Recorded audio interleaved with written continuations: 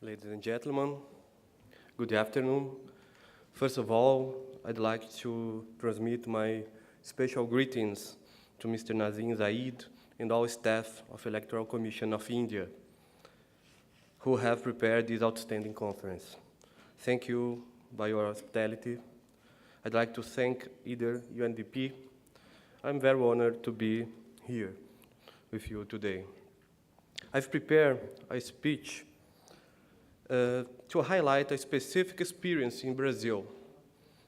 My objective is to expose, in general terms, an example of a successful practice of electoral literacy in everyday life that enhances representative democracy and supports formal channels of political deliberation. The example comes from Rio de Janeiro, in an area of petroleum exploitation. The project is called Petroleum Territories, Royalties and Citizen Watch in Campos Basin. In order to give an overview of the Brazilian institutional framework in political and electoral issues, it's important to consider the Brazilian Constitution of 1988. The Brazilian Constitution of 1988 represents a very important moment in the history of Brazilian democracy, after a period of military dictatorship.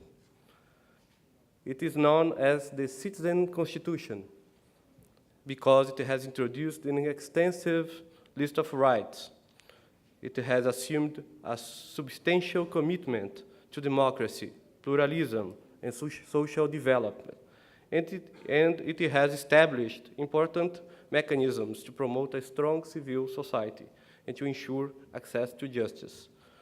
For the purpose of these reflections, it's important to emphasize one aspect of the Brazilian institutional and social context before the Constitution.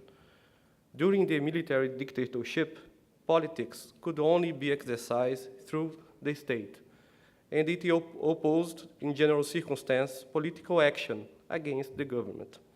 In some sense, there was an institutional view that citizenship and patriotism were similar ideas.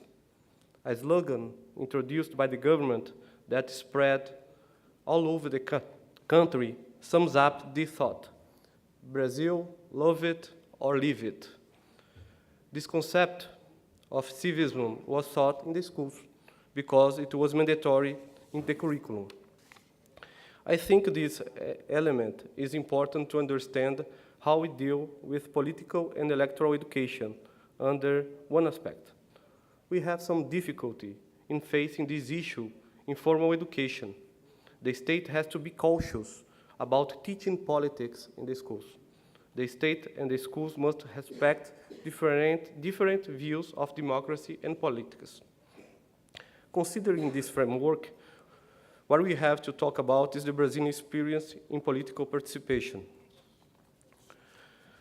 In Brazil, the exercise of the vote is considered a duty by citizens. Men and women from 18 to 65 years old are obliged to vote. I consider that we have a solid legal framework to protect the right to vote without discrimination.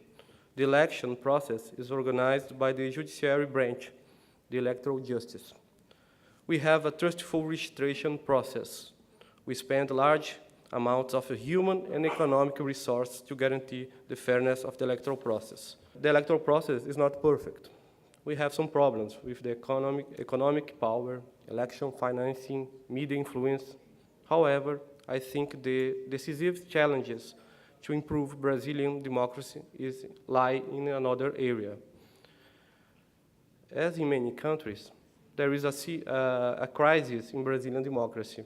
People do not see themselves represented by the politicians. There is a problem of accountability. Ethical and informed voting demands accompanying the day-to-day work done by the politicians during their mandate. The watchword is social control over the government, not only in the elections, but between the elections. Brazil is a large country, and we have many initiatives all around the country, aiming to control the political force, involving people and organizations of civil society, and the state agents from all the three branches of government. I will present specifically an environmental education project that focuses on the enhancement of citizenship. This project was financed by an oil company as a legal duty derived from the exploitation of oil in Rio de Janeiro, and it is coordinated by a university following the guideline established by the Federal Environment Agency of Brazil. This project, called Petroleum Territories, how I said, a royalties and citizen watch in the campus basin, started in 2014 and lasted 24 months.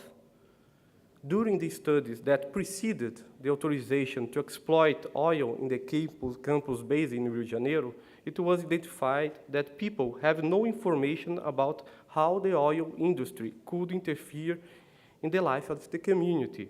In fact, it is important to emphasize that Brazilian legislation obliges oil companies to pay periodically a fee to the municipalities as compensation for the use of natural resources. In the campus basin, this money represents, in some cases, up to 50% of the municipal budget. The objective of this project is to deal with the citizens' lack of information and improve mechanisms for social control over the use of public resources, especially the royalties. It's important to see that royalties are temporary incomes because petroleum ends. And how they work, this project? The project established educational activities in 3 stages.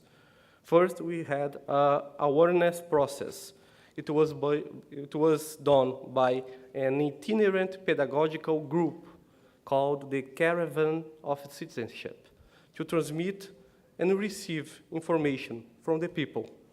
The caravan consists of a mobile unit with multimedia and expositions rooms.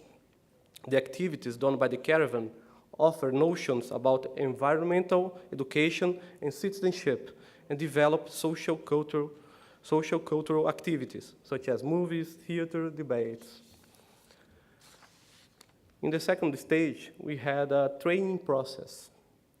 10 to 12 agents in each municipality involved in the project, chosen between community leaders from different society segments, were selected, such as members of residents' association, labor unions, trade associations, school teachers associations, rural workers, fishing communities, students' associations. In the third stage, we had the implementation of the Citizen Watch Centers. The groups were formed to interact with local authorities acting in the surveillance. This group should mobilize the civil society. After the awareness process of the population and the training process of the agents of education action, 10 centers of Citizen Watch were formed in the municipalities covered by the project. In this last step, the focus was on direct approach about the use of royalties to promote an active citizenship.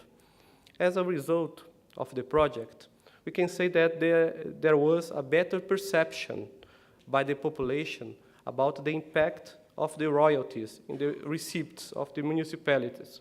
However, the complexity of the subject indicates that a permanent study is necessary to consolidate the learning process. Well, there is a new cycle of the project in preparation to start next year. So, to finish, I'd like to show you the channels we use to communicate, and I'd like to thank you so much for your attention.